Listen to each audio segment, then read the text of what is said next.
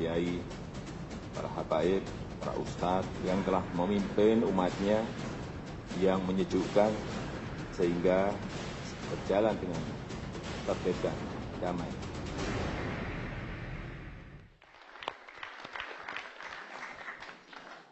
Pemirsa, kita lanjutkan diskusi kita. Sekarang dibilang sejuk, tadi saya cari ulama yang sejuk. Agib. Assalamualaikum warahmatullahi wabarakatuh. Alhamdulillahi rabbil alamin. Allahumma salli ala sayyidina Muhammad wa ala alihi wa ashabihi ajma'in. Semoga apa yang terjadi di negeri ini menjadi pembelajaran yang sangat berharga bagi siapapun. Sehingga kita tidak sibuk membahas masalahnya saja, tetapi kita benar-benar bisa berubah siapapun dengan adanya kejadian ini. Amin ya Allah ya Rabbal Alamin. Kalau ikan ini saya sudah bagian durinya nih. Semua dagingnya sudah dimakan. Terima kasih ini Pak Presiden, lengkap ada Presiden, ada Kapolda, Kapolri dan Panglima juga para ulama khususnya. Bapak-bapak, yang harus kita lakukan sekarang kita doakan mudah-mudahan para peserta aksi juga para aparat yang terluka segera disembuhkan oleh Allah, baik lahirnya maupun batinnya, karena itu adalah saudara kita semuanya. Banyak yang aneh Pak, ini bagaimana mengumpulkan orang sebanyak ini. Saya kira tidak ada partai manapun yang sanggup Pak. Tidak ada tokoh manapun. Benar? Jadi kalau ada yang nanya, apa yang menggerakkan orang? Saya juga mikir, kenapa saya ikut bergerak Pak? Padahal rada kurang tertarik demo-demo selain demo masak Pak. Karena bisa dibagi, ternyata Pak saya periksa ke hati ini. Oh ini bergerak, ngongkos sendiri, semuanya ini masalah hati Pak. Jadi ada rasa di sini yang mungkin tidak bisa dijelaskan. Dan orang yang tidak merasakannya tidak akan mengerti. Jadi ada rasa di sini. Ini ilustrasi sederhana Pak ya. Kalau ada, ini ilustrasi ada rasa ya. Ada guru ulama yang mengatakan gini, ibu-ibu jangan makan babi. Karena bagi umat Islam, babi ini tidak boleh dimakan ya. Dalilnya surat Al-Maidah ayat 3. Gitu ya Bu. Nah, terus ada yang misalkan pedagang babi mengatakan atau siapa yang beli babi mengatakan, ibu-ibu jangan mau dibohongi pakai Al-Maidah ayat 3. Wah, jadi heran kita nih. Loh, ini siapa? Kenapa pakai ngomong-ngomong Al-Maidah? Kalau suka makan babi ya sudah silakan saja. Tapi ini wilayah yang beda. Nyelek ke sini Pak, kenapa Ustadz yang ngajarin dianggap bohong, kenapa Al-Maidah dianggap alat kebohongan, itu sederhananya Pak. Ya, halo Pak, ya begitulah yang saya rasakan.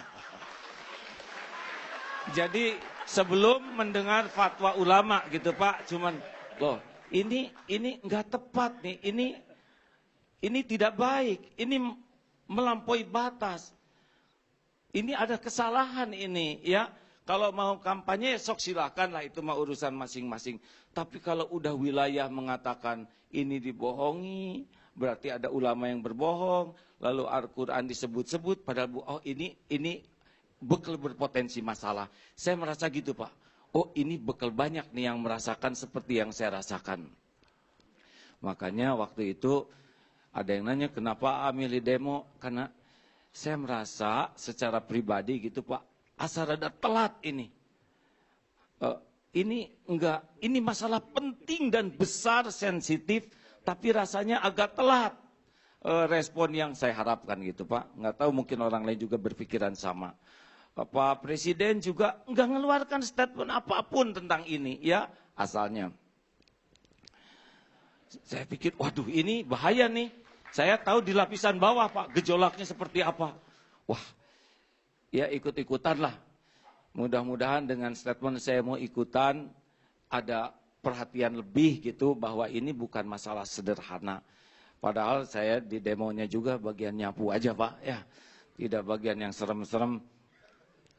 Dan Pak, itu menarik sekali pada waktu mau berangkat itu, sekejap itu sesudah diumumkan, kita hanya 1.000 Pak, kalau enggak ditahan 10.000 itu yang mau berangkat.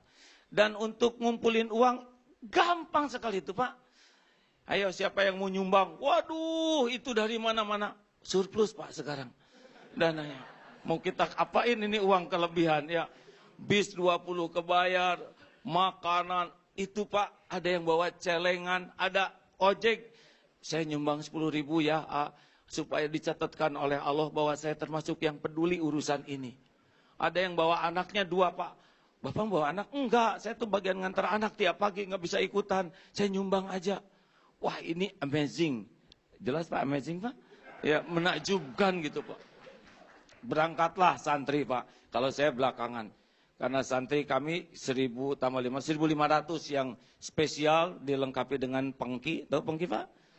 Sapu lidi dan kantong kresek. Karena memang ambil posisinya mau yang ikut di belakang bagian bersih-bersih. Indah Pak. Indah itu demo tuh Pak. Saya baru lihat orang sebanyak ini. Pas saya bagian nyapunya di daerah katedral itu Pak. Ada yang mau nikah kan? Yang sana, yang ibu itu maaf... Kan kalau yang nikah suka panjang bajunya Pak. Jangan sampai kotor. Saya melihat ini senyum, berbagi makanan, berbagi. Indah lah. Saya hanya merasakan itu waktu haji. Tapi sekarang ada di Indonesia. Bangga Pak sebagai umat Islam. Melihat umat sebanyak ini. Nggak ada tuh wajah-wajah jahat yang saya lihat. Nah, jadi sesudah melihat ini harusnya kita tuh bersyukur dan bangga Pak.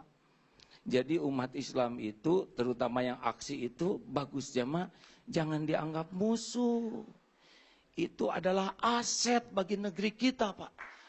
Mereka yang terluka hatinya, tapi tidak membalas dengan merusak, bahkan melakukan sesuatu yang tidak pernah terjadi sebanyak ini di Indonesia, dengan begitu indahnya, tidak ada yang terancam, tidak ada yang terugikan. Sampai rumput sekalipun, hati-hati jangan diinjak.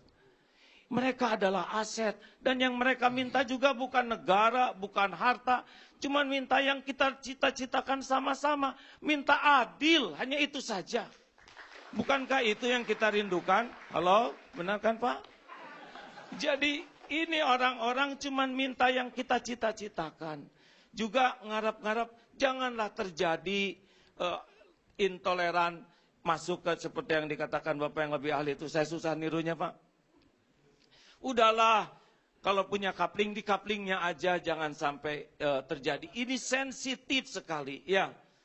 Nah ini ingin supaya tidak terjadi lagi. Jadi sebetulnya sederhana keinginan kami itu. Adil ditegakkan dan jadi pelajaran supaya tidak terulang lagi karena ini membahayakan. Oleh karena itu besar harapan di pertemuan ini ya. Kita jangan cuma ngobrolin masalahnya saja ini ya. Sangat rugi kalau kita hanya membahas masalah. Tapi kita juga harus ngambil pelajaran dari masalah ini. Sepakat hadirin? Jadi mungkin ada 3 hal yang kalau boleh saya memberikan pemikiran. 1, kita tuh harus punya semangat bersaudara ini. Jadi kalau lihat beda itu tuh jangan sampai semangatnya musuh, mengalahkan. Kita harus lebih kuat semangat saudara. Ada saudara seakidah, itu udah jelas ya. Ada saudara sebangsa. Makanya kalau lihat tentara polisi, bagi saya mah lihatnya saudara. Polisi, tentara, lihat yang demo juga ya saudara. Masalah kita kan cuma ingin keadilan untuk Mas Ahok ini. Jadi jangan sampai kita jadi berantem, aduh rugi besar. Saya sedih lihat yang terluka, polisi terluka, itu harus tidak terjadi lagi. 2, jadi mudah-mudahan ini lihat gini tuh tidak lihat musuh ya. Buya, SMS tadi mah di-delete aja lah, nggak ngefek ya. Cuman 1 SMS. Pokoknya mah kalau ada hoak-hoak yang bisa membuat kita berantem, ingat kita ini satu saudara. Takdirnya kita jadi anak bangsa ini. Kita yang tanggung jawab untuk merawat negeri ini. Demi Allah saya tidak rela bangsa ini pecah hanya karena urusan ini. 2, semangat kita, semangat solusi. Jadi jangan hanya ngobrolin masalah. Bosen hanya masalah lagi Apa solusinya yang membuat kita tuh benar-benar naik derajat kita dengan ujian ini. Ini kan ujian bagi negeri kita. Ujian bagi para tokoh-tokoh kita. Sampai di mana tingkat kematangan kita. Kenegarawanan kita. Kedewasaan kita untuk bisa menyelesaikan masalah ini sama-sama. Kalau hanya gini-gini terus, ribut-ribut terus, nggak ada kualitas meningkat. Memang bangsa kita bangsa yang kayak gini. Dikasih ujian gini bisanya saya menang, kamu kalah. Enggak lah. Makanya yang ketiga, satu semangat. Apa? Panglima? Semangat saudara. Yai, yang kedua, semangat solusi. Ya, saya bantu. Yang ketiga, semangat sukses bersama nih hadirin. Jadi nggak usah menang-menangan lah, ya. Gini, nggak boleh ada yang merasa hebat di negeri ini. Kita kan nggak ada yang sempurna. Saya juga sebetulnya rada berharap ya tadinya, tapi nggak wajib. Pak Jokowi itu ya saya mohon maaf, saya agak lambat mengambil keputusan. Juga saya maaf, saya tidak bisa menerima tamu. Waktu itu ini kesalahan saya harusnya bisa nemui. Kata Pak Kapolri, ya saya berusaha menjaga, mohon maaf kalau ada prajurit kami yang agak gini. Dari para kiai dan semua, saya juga minta maaf. Karena kemarin ada beberapa yang begitu perilakunya. Jadi rada enak ya Pak ya. Siapa yang juara di sini? Kita sebentar lagi juga pada mati. Jabatan juga enggak lama, benar? Kalau kita berjuang hanya demi nama, demi ego, demi jabatan, demi apa itu, nggak ada apa-apanya. Sebentar lagi juga pensiun, ya kan Pak kita ya nggak? Maaf Komandan. Waktu habis. Iya Pak, saya nunggu dari tadi habis Pak ya. Terima kasih. Jadi mudah-mudahan. Jadi ngomong. Closing Pak, harus saya tamatin Pak ya. Iya. Nunggunya dari awal. Jadi saya sangat berharap begitu ya, seluruh yang menyimak anak negeri ini harus ngaca dirilah ya. Jangan sampai kejadian ini hanya jadi bahan obrolan, bahan cemoohan, padahal kita sama jeleknya, omongan kita sama buruknya. Jadi mudah-mudahan dengan adanya ini kita bisa berubahlah semuanya menjadi semakin matang, semakin dewasa, bisa menyelesaikan masalah dengan adil dan bijaksana. Begitulah Pak. Ya. Terima kasih. Assalamualaikum warahmatullahi wabarakatuh. Waalaikumsalam.